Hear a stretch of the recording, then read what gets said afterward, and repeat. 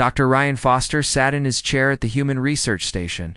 The station was far from Earth, near a star called Alpha Centauri. Ryan's job was to listen to messages from across the galaxy. He used big machines to hear what aliens were saying to each other. For 6 months, things had been quiet. The aliens seemed happy that humans were gone. They made their own deals. They solved their own small problems. Ryan thought maybe the humans had been wrong to worry. Then everything changed. Ryan was drinking coffee when the first bad news came. His machine started making loud beeping sounds. Red lights flashed on his screens. Messages were coming from everywhere in the galaxy. "Director Blake, please come quickly," Ryan called to his boss. Susan Blake ran into the room. She was an older woman with short gray hair. She had run the research station for 10 years. She knew the sounds of trouble. "What is happening?" Susan asked. Ryan pointed at his biggest screen. Words were scrolling fast. "The Zephyrians and the Crystalline Collective are fighting. Not just arguing, real fighting, with guns and ships." Susan read the messages over Ryan's shoulder. Her face became pale. "How bad is it?" "Very bad," Ryan said. "The Crystalline Collective sent warships to fight back. Ow. Now both sides are calling for more ships." This was exactly what Captain Lisa Graham had feared. The Zephyrians and Crystalline Collective had been arguing about mining rights for 50 years. Humans had always stepped in before the fighting got serious. They made both sides sit down and talk. They found ways to share the mining planets, but now there were no humans to stop them. Susan picked up her communication device. "Get me Admiral Cooper on Earth. Emergency call." While they waited for the call to go through, more bad news came. Ryan's machines were getting busier. More lights were flashing. "The Void Dwellers are moving," Ryan said. "Their ships are leaving their home systems. They are heading for the main trade routes." The Void Dwellers were a strange alien race. They lived in the dark spaces between stars.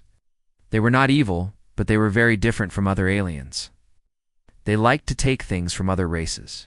For 300 years, humans had made deals with them. The Void Dwellers could trade with other aliens. They could not steal. Now the deals were broken. Admiral Cooper's face appeared on the big screen. He looked tired. "Ryan, Susan, what is the situation?" Susan quickly told him about the fighting. Admiral Cooper's face became serious. "How many ships are involved?" "At least 50 Zephyrian ships," Ryan said, reading from his screen. "Maybe more crystalline ships. And the Void Dwellers have sent out their biggest fleets." Admiral Cooper was quiet for a moment. "Keep watching. Tell me if it gets worse. But remember, this is not our problem anymore." The call ended. Susan and Ryan looked at each other. They both felt bad. These aliens had been their friends for many years. Now, they were watching them hurt each other. 3 days later, Captain Danny Walsh was flying his trade ship through space. His ship was called the Golden Star. Danny had been a space trader for 15 years. He carried food, medicine, and tools between different alien worlds. Before humans left, trading was safe. Human ships protected the trade routes. Pirates were scared to attack because humans would catch them and put them in jail. Now trading was dangerous, Captain. "I see ships ahead," said Maria Santos. She worked with Danny on his ship. She watched the radar and other machines. Danny looked at his screens. "How many ships?" "5. They look like Void Dweller ships. They're coming toward us fast." Danny's hand started to shake. He had heard stories about what Void Dwellers did to trade ships. They took everything valuable. Sometimes they took the traders, too. "Send a message to any human ships in the area," Danny said. Maria tried calling for help, but no human ships answered. There were no human ships to answer. They had all gone home. "No one is coming," Maria said quietly. The Void Dweller ships surrounded the Golden Star. They were big and black like the space around them. Danny could see lights moving on their hulls. Void Dwellers were getting ready to board his ship. "This is Void Commander Nexus," a strange voice said over the radio. "Your ship carries goods we need. Prepare to be boarded." "Please," Danny said into his radio. We are just carrying medicine to sick people. We are not hurting anyone. Old deals are broken, the voice replied. No humans protect you now. We take what we need. Danny and Maria had to give up their cargo. The Void Dwellers took medicine that was meant to save lives on 3 different planets. They took food that was meant to feed hungry families. They took tools that were meant to help build new homes. When the Void Dwellers left, Danny sent a message to the planets that were waiting for his cargo. I am sorry, he said. The medicine is gone. The food is gone. I could not stop them. The answers that came back made Danny feel even worse. On one planet, people were dying from a disease. The medicine Danny was carrying was the only cure. On another planet, families were hungry because their crops had failed. The food Danny was carrying would have kept them alive. Back at the research station, Ryan was getting more bad news every day. The fighting between Zephyrians and Crystalline Collective was getting worse. Both sides were building more warships. They were calling old allies to join the fight. The Ethereal Brotherhood is splitting apart, Ryan told Susan. Half of them are helping the Zephyrians. The other half are helping the Crystalline Collective. Ethereal Brotherhood was a religious alien race. They believed in peace and helping others. But without humans to guide them, they were choosing sides in the war. General Peter Hayes was on Earth at Luna Base, reading reports about the galaxy. Luna Base was on the moon, was where humans kept track of military things in space. Every conflict we stopped is starting again, Peter told his assistant Rachel Murphy. It is like we were holding together a puzzle. When we let go, all the pieces fell apart. Rachel nodded as she read her own reports. Piracy is up 400%. Trade ships are getting attacked every day. Some alien races are running out of food and medicine. Peter walked to his window, could see Earth in the distance. It looked peaceful and blue. But he knew that across the galaxy, worlds were burning. Maybe we made a mistake, Peter said quietly. The worst news came 1 month later. The aquatic realm, the peaceful underwater aliens, sent a secret message to human space. They were scared. Their neighbors were trying to take their water-rich worlds. Without human protection, they could not defend themselves. But when their message reached human leaders, the answer was simple. Humanity no longer participates in galactic politics. The galaxy was falling apart, and humans were not coming back to fix it. Commander Jake Morrison walked across the metal floor of his ship. His boots made soft sounds as he moved to the big window that showed space. Outside, he could see the last human ship leaving Centauri Station. The ship was small against the stars, but it carried something important. It carried the end of 300 years of human help in galaxy politics. Jake put his hand on the cold glass. He had been in space for 20 years. He had seen many fights between alien races. He had watched humans try to make peace again. And again, now it was over.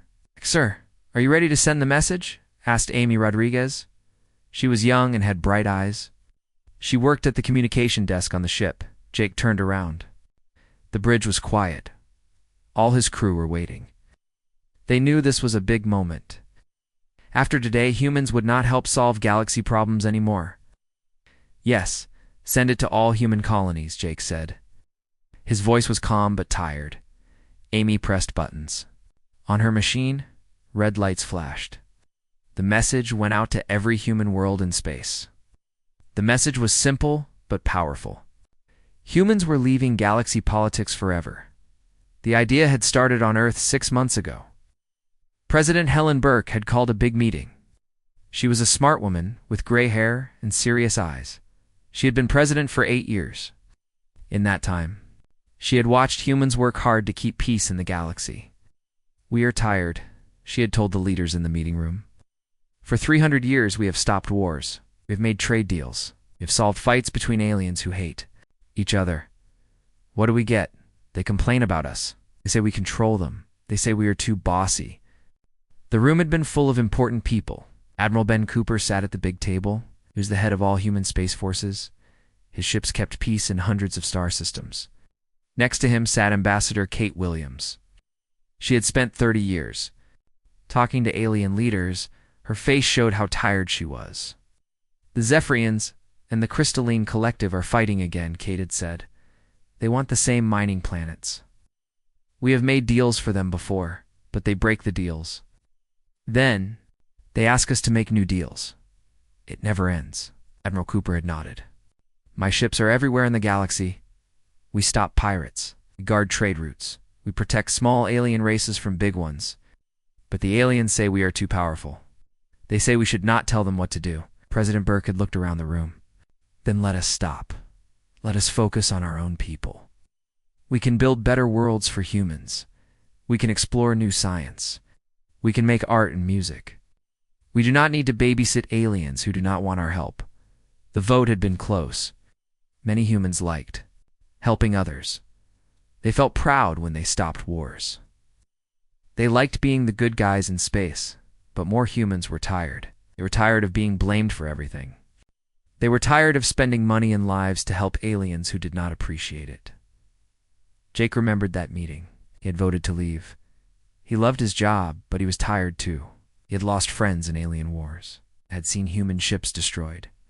While protecting alien worlds, aliens never said thank you, only complained when humans made mistakes. Now, 6 months later, the plan was real. Human ships were coming home. Human diplomats were packing their things. Human peace stations were being shut down. The alien races had different reactions. The Zephyrians were happy. They were a proud race with blue skin and big muscles. They had always thought humans were weak. Finally, the soft humans go away, their emperor had said. We can handle our own business now. The crystalline collective was also pleased. They were strange beings made of living crystal. They were very smart and loved science. But they thought humans were too emotional. Logic will guide us better than human feelings, their leader had announced. Even small alien races seemed glad. The aquatic realm lived underwater on many ocean worlds. They had always been peaceful. But their leader had said, "We are tired of human rules. We can take care of ourselves." Only a few aliens were worried. Captain Lisa Graham had been at the last big meeting with alien leaders. She was a smart woman who understood alien ways. She had watched their faces as the human withdrawal was announced. Some of them looked scared, she had told Jake later. The smart ones know what will happen. They are too proud to say it. Lisa had been in galaxy politics for 20 years. She knew how quickly aliens could get angry with each other. Humans were good at staying calm. They could talk to both sides in a fight. They could find solutions that made everyone happy enough to stop shooting. Without us, they will go back to old fights, Lisa had warned. Some of those fights are thousands of years old. We made them stop. What happens when we are gone? But the decision was made. Jake watched as the last human diplomatic ship jumped to hyperspace. It disappeared in a flash of light. Centauri Station was now empty of humans for the first time in 300 years. All human ships report ready to return home, Amy said from her desk. Jake nodded. Set course for Earth, maximum speed, as his ship turned away from Centauri Station. Jake felt strange. Part of him was happy. He would see his family again. He could rest. He could work on human problems instead of alien problems. But part of him worried. Lisa was right. The aliens had been fighting for thousands of years before humans arrived. They had only stopped because humans made them stop. Sir, we are getting messages from alien ships, Amy said. They want to talk to you. Tell them to contact their own governments, Jake replied. We are no longer involved in galaxy politics. The messages kept coming. Some aliens sounded angry. Some sounded confused. Few sounded worried. But Jake's orders were clear. Humans were done with galaxy politics. Whatever happened next was not their problem anymore. The journey home would take 2 weeks. Jake hoped the galaxy would be okay without humans. He hoped the aliens could learn to solve their own problems. He hoped they could stay peaceful and work together. But deep in his heart, he had a bad feeling. He had seen too much alien anger and pride. He knew how much they hated each other. Without humans to keep them calm, anything could happen. The ship jumped into hyperspace, leaving the galaxy behind. Captain Alex Turner could not believe what he was seeing. 2 years had passed since humans left galaxy politics. He was flying his rescue ship through what used to be the beautiful Kepler system. The crystal cities that once shined like diamonds were now broken. rocks floating in space. "Linda, are you seeing this?" Alex said into his radio. He was talking to Linda Powell back on Earth. She ran the human rescue program. "I see it on the cameras," Linda replied. Her voice sounded sad. "How many people live there?" Alex looked at his computer. 50 million crystalline beings, all gone. The Kepler system had been famous across the galaxy. The Crystalline Collective had built amazing cities there. The buildings were made of living crystal that could grow and change. Artists from everywhere came to see them. Now the system was empty except for broken pieces. "What happened here?" asked Tom Baker. He was Alex's co-pilot and best friend. Alex checked his ship's records. The Zephyrians used planet-killer weapons. They turned 3 worlds into dust. They said the Crystalline Collective was hiding weapons there. "Were they hiding weapons?" Tom asked. "Does it matter now?" Alex replied. "Everyone is dead." The war between Zephyrians and Crystalline Collective had gotten much worse. What started as a fight over mining rights was now total war. Both sides wanted to destroy each other completely. They used weapons that humans had banned long ago. Alex's rescue ship was looking for survivors, but after 2 days of searching, they found no one alive. The beautiful crystal beings were extinct. Their art, their music, their science, all gone. Forever, Dr. Patricia Green sat in her office on Earth reading reports. She was the head of the Human Xenological Institute. Her job was to study alien races and cultures. For 40 years, she had written books about alien art and alien ways of life. Now she was writing obituaries. "The Harmony Singers are gone," she told her assistant, Carol Adams. "Their homeworld was strip-mined for war materials. 1,000 years of music lost forever." Carol looked at the list on her desk. "How many races have we lost?"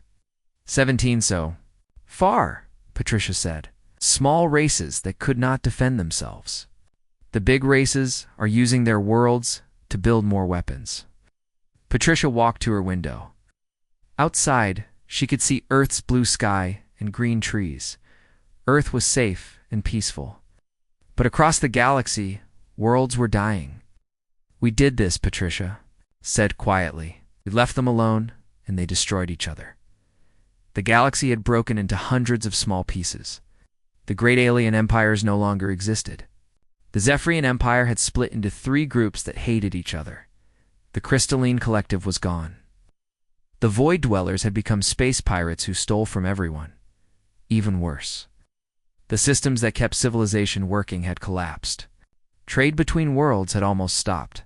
Each planet had to make everything it needed. Planets that only grew food could not get medicine. Planets that only made machines could not get food. Commander Nathan Price was watching all of this happen. From his monitoring station near Proxima Centauri, his job was to observe the galaxy and report what he saw. Every day, the reports got worse. "Another plague outbreak," Nathan told his team. "The Rimward colonies cannot get medical supplies. Trade ships are too scared to go there because of pirates." "Many are sick?" asked Dr. Jennifer Cole. She was the station's medical officer. "Millions," Nathan replied. "Maybe more.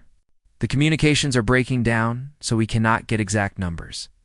The Galactic Communication Network was failing. Humans had built and maintained the big relay stations that let aliens talk across vast distances. When humans left, no one else knew how to fix the machines when they broke. One by one, the relay stations went dark. Worlds that had talked to each other for centuries were now silent. They did not know if their friends and family on other planets were alive or dead. Nathan watched his screens as another relay station stopped working. "That's the Outer Rim Network," he said. 300 worlds just lost contact with the rest of the galaxy. The economic collapse was just as bad. For 300 years, humans had managed the galactic currency system. All aliens used the same money for trade. It made business easy and fair. But when humans left, different alien groups started making their own money.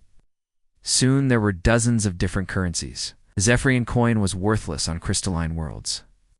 Void Dweller credits could not buy anything from the aquatic realm. Trade became almost impossible. How could you buy food from another planet if they would not accept your money? Many worlds went back to primitive bartering. They traded food for tools, medicine for fuel, but barter was slow and hard. Most trade just stopped. Captain Emma Davis was flying through space with a cargo of grain. Her ship was called the Peaceful Wind. She was trying to deliver food to a hungry planet in the Beta Quadrant. "The fuel depot is refusing our credits," her engineer Billy Clark told her. "They say Terran money is no good anymore." Emma felt frustrated. "But we are not trying to trade. We are bringing free food to starving people." "They do not care," Billy replied. "They think it might be a trick." Emma had to turn back. The hungry planet would not get the food. She had fuel for the return trip to human space, but not enough to find another route to the Beta Quadrant. When she got back to Earth, Emma met with other captains who had tried to deliver aid. All of them had failed. The galaxy no longer trusted humans, even when humans were trying to help. "They think we want something," said Captain Frank Rogers. "They think we are trying to trick them into accepting human rule again." Dr. Patricia Green was working late in her office when the worst news came. Her communication device beeped with an emergency message. "Dr. Green, this is terrible," said the voice. It was Dr. Mark Thompson from the Galactic Archives. "The central library on Nexus Prime has been destroyed. It's all the galaxy's history, all the cultural records, everything is gone." Patricia dropped her coffee cup. The Central Library was the most important place in the galaxy. It had books, art, music, and scientific discoveries from every alien race. Humans had helped build it and protect it for 300 years. "Who destroyed it?" Patricia asked. "No one knows," Mark replied. "There are so many wars happening. Someone needed the rare metals in the library's computers. They did not care about the books and art inside." Patricia sat down heavily in her chair. The galaxy was not just losing people and planets. It was losing its memory. Future aliens would not know about their own history. The great achievements of their ancestors were being melted down to make weapons. How long can this continue? She asked herself. Outside her window, Earth continued to spin peacefully. But somewhere in the dark space beyond, another world was probably dying. Humans were not coming to save it. President Helen Burke stood in front of the big window in her office. She could see the lights of Earth's cities below. 3 years ago, she had been proud to bring humans home from galaxy politics. Now she felt sick every time she looked at the stars. "Madam President, the Human Council is ready for the emergency meeting," said her assistant, Grace Miller. Helen walked slowly to the meeting room. The same people who had voted to leave the galaxy were sitting around the big table. But their faces looked different now. They looked worried and sad. Admiral Ben Cooper stood up first. He had new lines on his face. His hair was more gray than before. "Madam President, I have the final numbers." Helen sat down. "Tell us." "Billion aliens are dead," Ben said quietly. "That is 50 billion thinking, feeling beings who died because we were not there to stop the wars." The room was silent. 50 billion was a number too big to understand. It was like if everyone on Earth died 10 times over. "The galaxy's economy has collapsed by 78%, Ben continued. "Interstellar travel is down 90%. Most aliens cannot leave their home planets anymore." Dr. Patricia Green spoke next. 37 alien races are extinct. Their cultures, their art, their knowledge, all gone forever. Hundreds of other races are close to extinction. Senator Kevin Mitchell had been one of the strongest supporters of leaving the galaxy. Now he looked ashamed. "When we voted to leave, I thought the aliens would learn to take care of themselves. I thought they would grow up and stop fighting." "We all thought that," said Ambassador Kate Williams. "We forgot that some things have to be taught. We forgot that peace is not natural. Peace is work." President Burke looked around the table. "So what do we do now? Do we go back? Do we try to fix what we broke? Can we fix it?" asked General Peter Hayes. "The damage is so bad, so many people are dead. So many worlds are destroyed." Admiral Cooper opened his folder. "I have been making plans. If we go back, it will take 20 years just to restore basic order. It will take 50 years to rebuild the trade networks. Some things, like the extinct races, can never be brought back. But if we do not go back, more will die, Dr. Patricia said. Every day we wait, the situation gets worse. The debate went on for hours. Some people still thought humans should stay home. They wanted us gone, said Senator Mitchell. They complained about us for centuries. Why should we help them now? But other people disagreed, because we are the only ones who can help, said Ambassador Williams. Our withdrawal proved something important. We were not oppressing them. We were protecting them from themselves. Admiral Jake Morrison had been promoted after his good work during the withdrawal. Now he was one of the most important military leaders. He had been quiet during most of the meeting, but now he stood up. 3 years ago I voted to leave, Jake said. I was tired of alien complaints. I was tired of losing human lives to protect aliens who did not appreciate us. I thought we deserved better. Everyone listened carefully. Jake was respected by the whole military. But I was wrong, Jake continued. We did deserve better. We deserve to be proud of what we did. For 300 years, we were the galaxy's teachers, its police, its doctors, its parents. We kept peace between races that had been fighting for thousands of years. Jake walked to the window and looked out at the stars. When I was a child, my father told me that power is not about what you can take. We had the power to give peace to the galaxy, and we gave it up because we were tired. President Burke felt tears in her eyes. So you think we should? Go back. I think we never should have left, Jake said. But since we did leave, we have a responsibility to return, not for them. For us, because that is who we are. The vote was closer than before, but it passed. Humans would return to galaxy politics. First ship to leave human space was the EOS Liberty, commanded by Admiral Lisa Graham.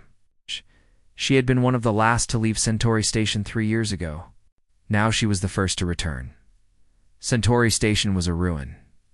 The beautiful diplomatic center had been destroyed in the fighting. Pirates and refugees lived in the broken pieces. But Lisa's ship had construction robots and repair materials.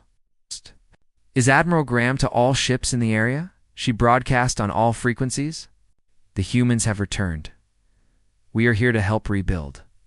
The first aliens to respond were not who she expected. A small group of Zephyrian survivors came to her ship. Their empire was gone, split apart by civil war.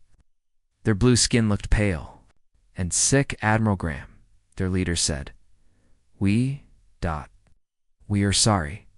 We were wrong to want you gone. Did not understand what you did for us. Lisa felt sad looking at them. These proud warriors were now refugees. We are all sorry for what happened. But we are here now. We will help you rebuild. More aliens came every day. Some were angry that humans had left them. Some were ashamed of what they had done. But most were just grateful that humans had returned. Ambassador Kate Williams was sent to establish a new galactic council. The old meeting hall was destroyed, so they met in a simple room on Lisa's ship. Only 20 alien races came to the first meeting. Before the collapse, there had been over 200 races in the council. Welcome, Kate said to the small group. I know we have all made mistakes. Humans made mistakes by leaving. You made mistakes by fighting each other. But we are here now to build something better. A crystalline collective survivor spoke first. His crystal body was cracked and dim. How do we know you will not leave again? Kate thought carefully before answering. Because we learned something important. You learned that you need us. We learned that we need to be needed. We're not complete without our role in the galaxy. Slowly, carefully, the work of rebuilding began. Human peacekeeping ships started patrolling the old trade routes. Human diplomats began mediating new conflicts. Before they became wars, human engineers worked to repair the communication networks. It was hard work. Many aliens still did not trust humans. Some humans did not want to help aliens who had rejected them before. But progress was possible. Admiral Jake Morrison kept a journal of the rebuilding effort. In his final entry, he wrote, We thought the galaxy fell apart because humans left politics, but that was not exactly right. The galaxy fell apart because humans were politics.